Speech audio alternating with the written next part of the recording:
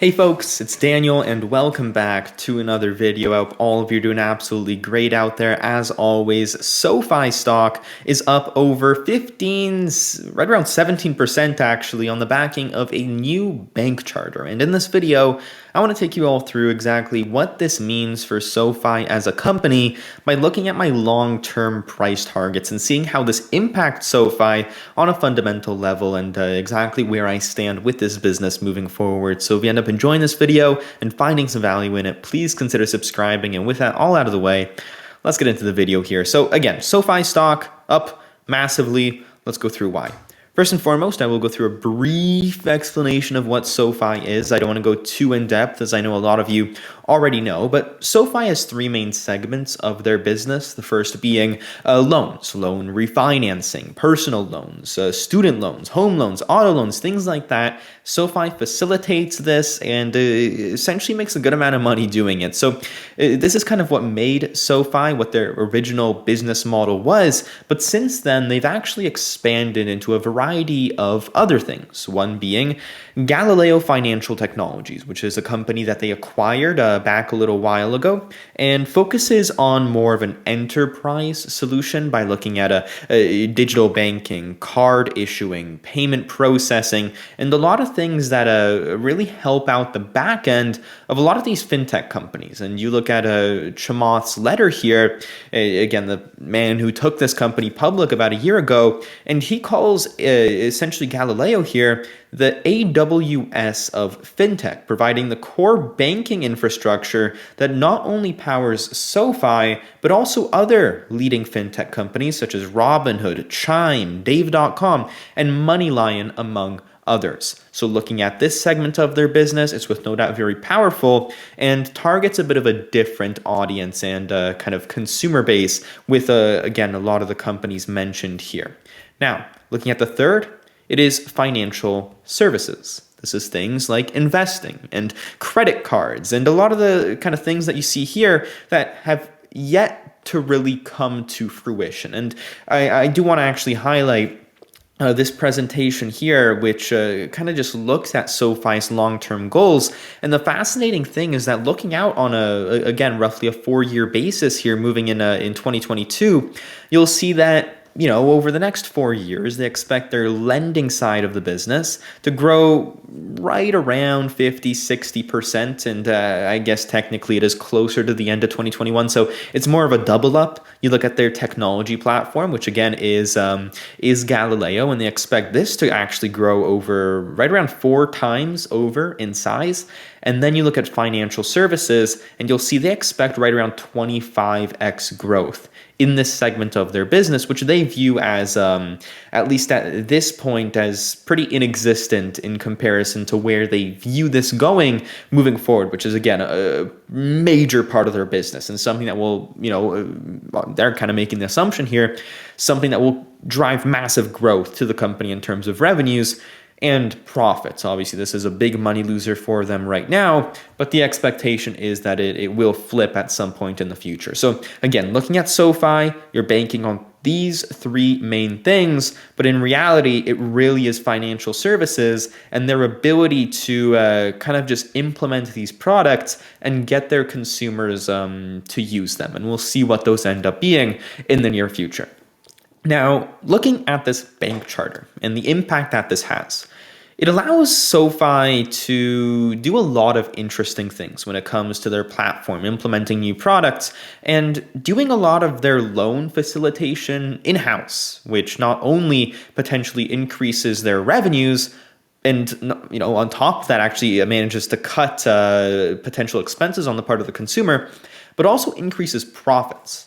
When you look at their presentation, again, this is from when they were going public around a year ago, they didn't know if they were going to get this bank charter or not. And they laid out 2 different situations here. Even on just an EBITDA basis, you can see that the bank charter, this expectation of a bank charter, would lead to massive increases in profitability, and not just the short term, but the long term as well. And they look at a lot of these different things here, such as, again, durability, lower cost of capital, increased NIM, from, again, holding loans longer and enabling increased growth in lending. So again, it really impacts the lending side of their platform. It also does help them expand their financial services side of their business a little bit, as again, they are allowed to do more things now, being recognized as a bank. So it really opens up the opportunity for them as a company. But the biggest question that we should have is, obviously we know that it's a positive. But the question is, does this stock have opportunity? And does this potential impact is this potential impact greater than the move the stock saw here today? And if so, can we expect to potentially make money on this from a long-term point of view, which is the question I want to answer with all of you right now.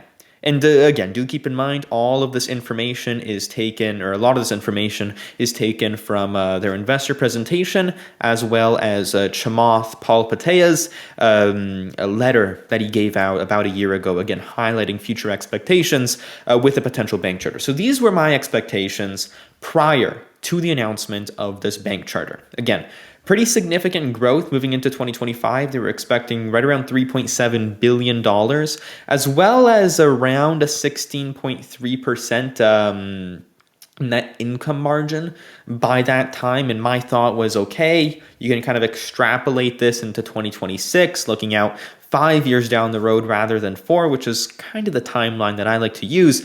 And, using these expectations in a variety of different PE ratios, which are pretty realistic in my opinion, you get to around 50% to 150% upside on the stock, which is actually pretty good, all things considered, at around $14 per share, keep in mind. Now, also keep in mind, this priced in zero dilution, which is a possibility for the company, given that they are currently a money loser and probably will be for the next year or so before they have the potential to flip a profit, which this bank charter will hopefully help with that. So these expectations obviously made the stock okay. From a long-term perspective, you saw, all right, there's potential here. But with the bank charter, a lot of things actually change. First and foremost, we can expect revenue to grow more significantly. To what Chamath believes, and we say Chamath, but it really is management at SoFi kind of just coming together. They believe around $4.1 billion in revenue is a possibility by 2025. And I get this number here just to make this extra clear from this multiple that he uses at around a $6.58 billion enterprise value. They're trading at 1.6 times 2025 estimated revenue with a bank charter. So just using those numbers, you can make the determination that they're expecting around 4.1 billion, assuming the bank charter. And do keep in mind, it's a year later, and they're right on track in terms of their revenue estimates for 2021. So that obviously assumes more revenue. On top of that, they expect their net income margin to grow to around 23.4%, which is also a big deal. And again, keep in mind, I get this right here, the 9x 2025 PE ratio at around a $8.65 billion equity value. You do the math, and you get to around $960 million in net income. So the bottom line that we need to understand is that the company expects to gain more revenue and more profits off of the backing of this bank charter. And I did extrapolate this into 2026 here, again, assuming around 25%. Honestly, you could go 25% is fine. And again, using that same net income margin, which maybe they don't hit, but they will hit it eventually if something they may spend that money on marketing or something like that to continue growing their business. Either way, this assumes over $1 billion in potential net income by the end of year 2026. Which is massive, given that the company's only valued at around $11 billion currently at around $14 per share after this massive move up. So again, utilizing these different PE ratios, which they are a growing tech company, so I'm not going to go under 20, but I'm not going to go too high, as again, I do want to be somewhat conservative. Anywhere from 20 to 30, you get potential upside of anywhere from a 2 to a 3x. The stock becomes a lot more interesting after the launch of this potential bank charter, or not potential anymore, after the acquisition of this bank charter. That's the great thing about this. We know that they're going to be more profitable. We know that they're going to get more revenue. And all that, the biggest variable at this point is execution. Can this business continue to grow their user base? Can they continue to offer a great value proposition to its users? And in addition to that, can they expand their product offering and grow average revenue per user by doing so? If they can, they're going to hit this revenue number. And thereafter, the only question is going to be, all right, do they have the potential to get a strong net income margin? Which I know this is high, but it's not unrealistic given that this is a fintech company. At this point, they're labeled as a bank, and a lot of these banks have very high margins. I mean, we want to look at, here, let's pull up the ticker terminal here. Link in the description down below if you want to check this out. Phenomenal software. But, let's look at a company like JP Morgan, for example, and Chase, obviously, and go to their financials here. And we'll see that and I know this isn't a direct comparison. Their business models are obviously different, but I'm trying to make a bit of a point here in the sense that you look at their net income margins, they're at around 25 to 35%. So again, I understand they're not the same, but these companies tend to be very profitable. And if, just given the fact that a lot of this is done online, there's minimal expenses related to this. And, you can make a great argument that even a company like SoFi, if you take out their increased expenses and potential marketing, given, again, that banks tend to advertise a little bit less than these high-growing fintech companies, you can make a great argument that this company might be even more profitable than the banks 3, 5, 10, 15 years down the road. So I'm just kind of looking at this and I'm starting to see a lot more opportunity. I'm starting to see a bit of a margin of safety to a point where you can now say, all right, maybe they do dilute around, let's say, 5%, right? Which in this case, at a $10 billion market cap is $500 million in capital, well above their expected loss in 2022, actually right around 2.5x that. So, I'm just starting to look at this company. I'm starting to see more potential. Will I be investing in SoFi in the near future? Honestly, I wish I made or had the opportunity to make this updated projection throughout the trading day, as I probably would have bought SoFi or at least started a position.